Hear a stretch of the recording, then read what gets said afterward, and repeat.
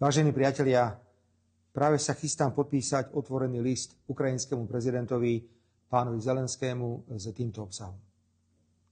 Vážený pán prezident, vaše rozhodnutie zastaviť tranzit plynu cez Ukrajinu smerom na Slovensko a k ďalším odberateľom spôsobuje samotnej Ukrajine, Slovensku a osobitne Európskej únii obrovské škody. Vyvoláva rozmanité reakcie, čo neprispieva ani bilaterálnym, ani multilaterálnym vzťahom. Nemám v úmysle reagovať na vaše vyjadrenie z nedele 12. januára 2025, pretože nemienim ďalej eskalovať napätie. Chcem sa plne sústrediť na riešenie situácie súvisiacej so zastavením tranzitu plynu.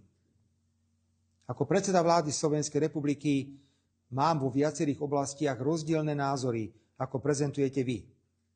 Predovšetkým neverím v stratégiu, že pokračovanie vzájomného krviprelievania vo vojne na Ukrajine vedie k posilneniu pozícií Ukrajiny v prípadných mierových rokovaniach. Pri všetkých svojich zahraničných cestách zdôrazňujem potrebu okamžitého ukončenia bojov, podporujem existujúce mierové plány a navrhujem, aby sa mierové rokovania na akejkoľvek úrovni konali aj na Slovensku. Iný názor mám aj na vaše rozhodnutie zastaviť tranzit plynu cez územie Ukrajiny. Môj postoj nie je v Európe osamotený. Ak aj neberiem za úplne rozhodujúce to, že Slovenská republika stráca ročne zastavením tranzitu plynu okolo 500 miliónov eur, najrozhodujúcejší je vplyv vášho rozhodnutia na konkurencieschopnosť Európskej únie, organizácie, o členstvo ktorej sa uchádzate. V tomto duchu som rokoval aj s príslušným členom Európskej komisie, komisárom pre energetiku a jeho tímom. Rozhodnutia prijaté na tomto stretnutí potvrdzujú vážnosť situácie a z tohto dôvodu vyslovujem apel, aby sa ukrajinská strana aktívne zúčastnila na ďalších rokovaniach a práci osobitnej pracovnej skupiny vytvorenej na tento účel. Vážený pán prezident, Slovenská republika preukázala a preukazuje veľkú mieru solidarity s vašimi občanmi, žijúcimi na Ukrajine alebo na území Slovenska.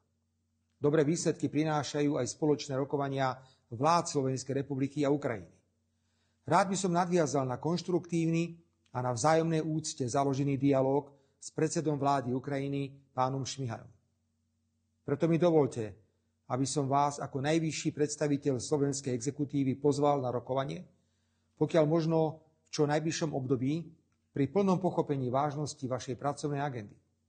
Stretnutie sa môže uskutočniť na území Slovenskej republiky v blízkosti štátnych hraníc medzi Slovenskom a Ukrajinou.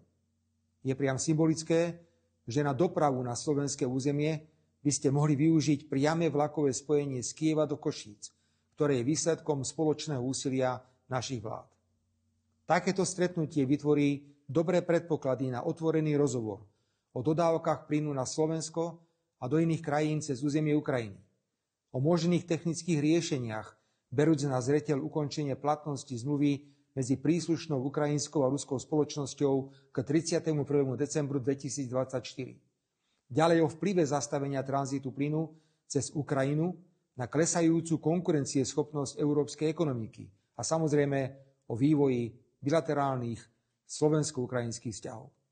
S úctou, Robert Fico.